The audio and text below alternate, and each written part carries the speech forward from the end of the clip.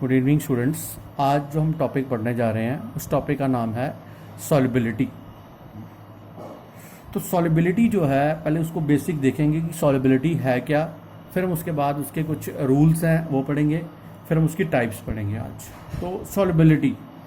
तो solubility is defined as maximum amount of solute that can be dissolved in a specific amount of a solvent at a specific temperature. तो ये क्या चीज़ है, solubility क्या चीज़ है? तो सॉल्युबिलिटी जो है it may be defined as, हम इसमें देख सकते हैं कि सोल्यूट का मैक्सिमम अमाउंट लेना है कि एक जैसे 100 ग्राम आपके पास सॉल्वेंट है, उसमें सोल्यूट कितना मैक्सिमम डिसॉल्व हो सकता है एक गिवन टेम्परेचर के ऊपर, हम उसको क्या बोलते हैं, उसकी solubility. That is the maximum amount of solute which can be dissolved in a specific amount of a solvent at a particular temperature। तो टेम्परेचर का भी हमने देखा यहाँ पर रोल होता है सॉल्युबिलिटी में। तो सॉल्युबिलिटी जो है वो है क्या, बेसिकली सॉल्युबिलिटी किस चीज़ों के ऊपर डिपेंड करती है? सॉल्युबिलिटी जो है नेचर ऑफ सोल्यूट और सॉल्वेंट पर डिपेंड करती है। सॉल्युबिलिटी जो है वो टेम्परेचर पे डिपेंड करती है। सॉल्युबिलिटी जो है वो प्रेशर के ऊपर डिपेंड करती है। तो 3 फैक्टर्स के ऊपर कोई चीज़ सॉल्युबिलिटी जो है वो डिपेंड करती है। जैसे कि हम देखते हैं, हम शुगर को वाटर में डिज़ोल्व करते हैं, अगर पानी थोड़ा सा ठंडा होगा तो आपको शुगर को डिज़ोल्व करने में थोड़ी सी प्रॉब्लम आएगी। अगर पानी थोड़ा सा हल्का सा गर्म होगा तो आप उसको देखोगे कि सॉल्युबिलिटी जो है उसकी क्या हो जाएगी, इंक्रीज हो जाएगी। तो ये चीज़ भी हम वहाँ देखेंगे। तो कुछ इंपॉर्टेंट डेफिनेशंस हैं जो सॉल्युबिलिटी को पढ़ने से पहले आपको आनी चाहिए।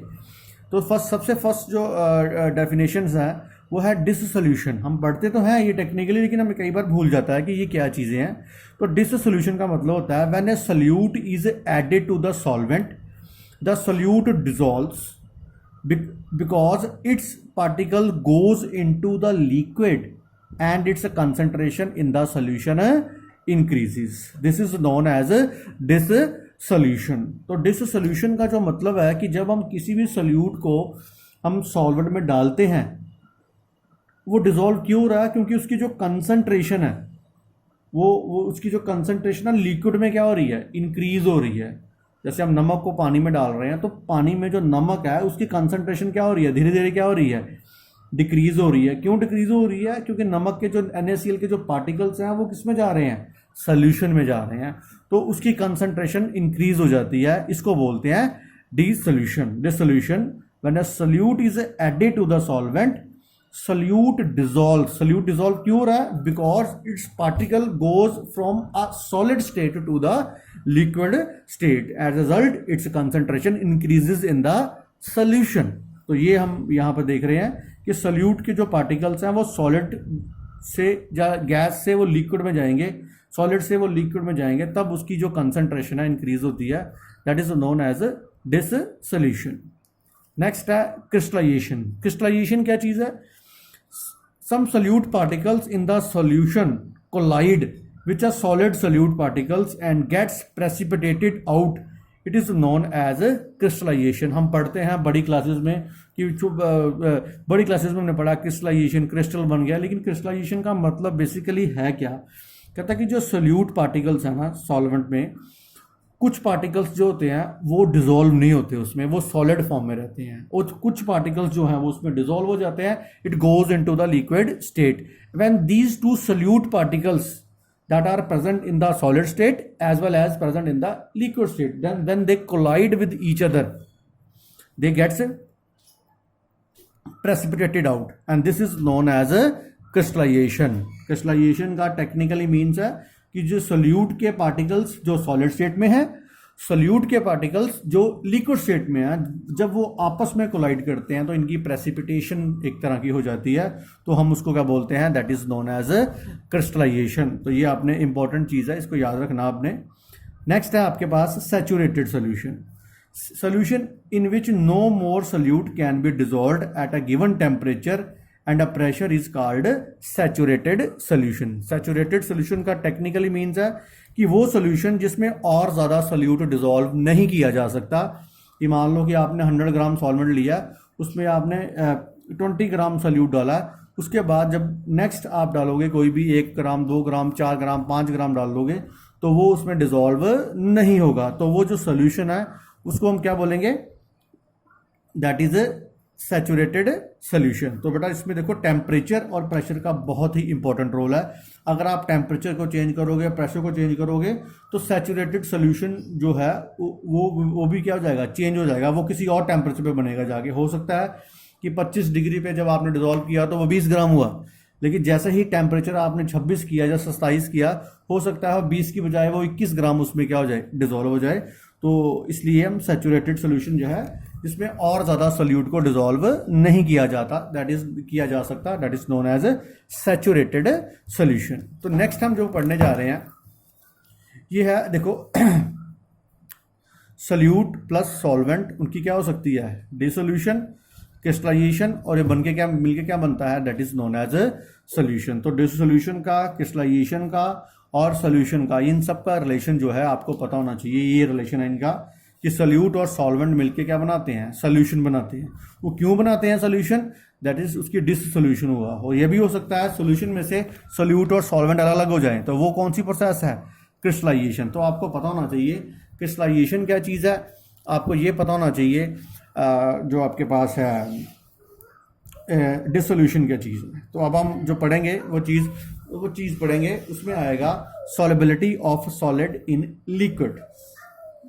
इसकी सबसे अच्छी एग्जांपल है NaCl, when you dissolve NaCl in a water, ठीक है। तो वो उसकी एग्जांपल है। एक आपके पास sugar dissolved in a water, that is also a example of solubility of solid in the liquid.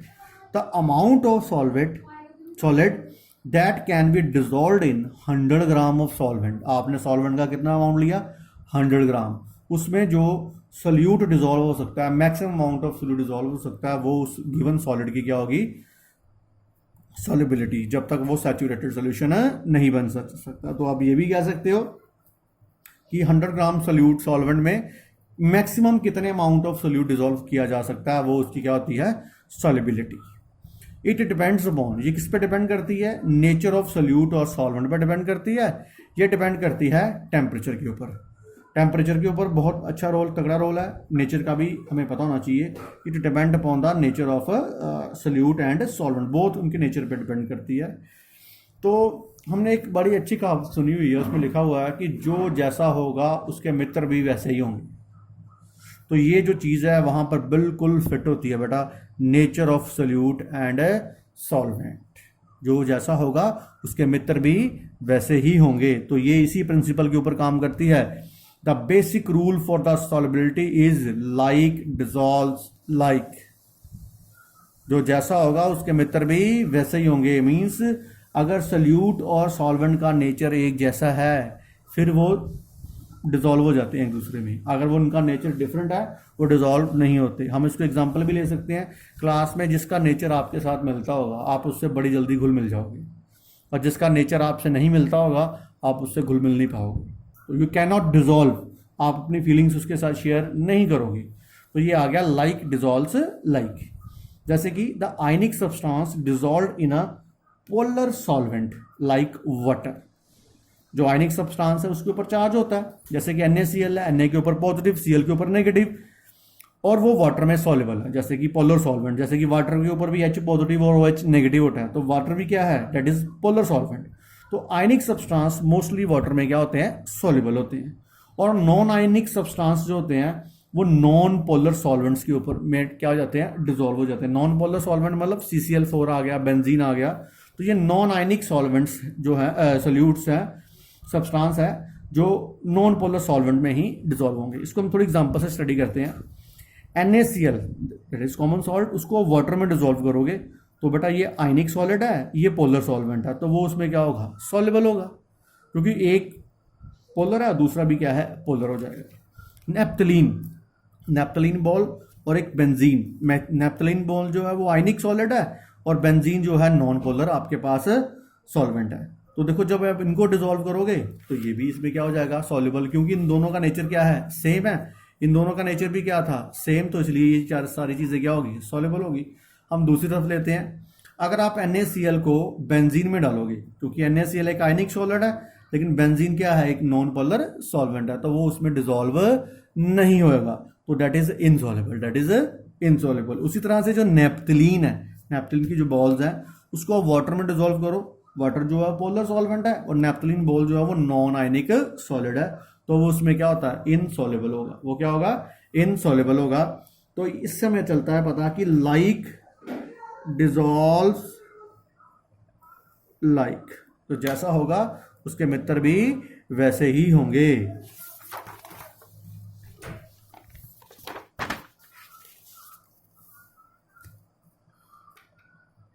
हाँ जी, नेक्स्ट है टेम्परेचर।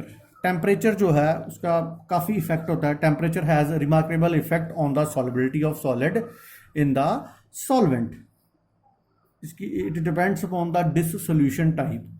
अब देखो, जब सॉलिड को आप सॉल्वेंट में डिजोल्व करते हो तो उसका डिसोल्यूशन होता है, और डिसोल्यूशन पीछे पड़ के आए हैं। कहता है डिसोल्यूशन दो तरह का होता है, एक तो बेटा एक्सोथर्मिक हो सकता है, एक एंडोथर्मिक हो सकता है। तो हम देखते हैं solid solute plus solvent plus heat, heat इसको चाहिए, ये बन गया सोल्यूशन। इसमें जो डेल्टा एच सोल्यूशन की है वो क्या है, पॉजिटिव, मींस जो डिसोल्यूशन है that is endothermic in nature, इसको हीट चाहिए और आपने हीट दे दी।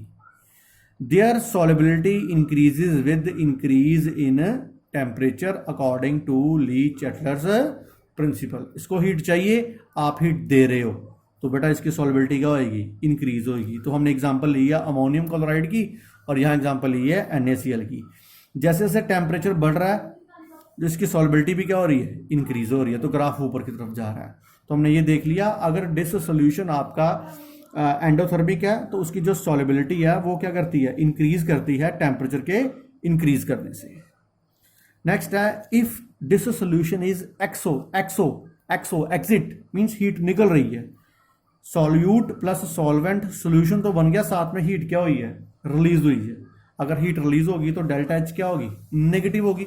हीट निकल रही है, आप और हीट दे रहे हो, तो according to Le Chatelier principle ये रिएक्शन, ये प्रोसेस क्या हो जाएगी, बैकवर्ड हो जाएगी। उसकी सॉलिबिलिटी क्या हो जाएगी, डिक्रीज होगी if you increases the temperature. So there solubility decreases with increase in temperature. अगर आपका डिसोल्यूशन एक्सोथर्मिक है then you increase the temperature, the solubility decreases। ये ली चैटल प्रिंसिपल के अकॉर्डिंग भी है। और ये यहाँ देखो हम बात कर रहे हैं, ये एक्सोथर्मिक डिसोल्यूशन है जिसमें कि आपके पास एक लिथियम सल्फेट है, एक सीरियम सल्फेट है। इन दोनों की ही सॉलिबिलिटी जो है टेम्परेचर के साथ क्या कर रही है, डिक्रीज कर रही है। तो जो ग्राफ है वो नीचे, वो जो ग्राफ में शो हो रहा है कि उसकी जो सॉलिबिलिटी है वो क्या कर रही है, डिक्रीज कर रही है। तो ये था solubility of solid in liquid. Next जो हमारा टॉपिक होगा वो टॉपिक होगा solubility of gases in liquids.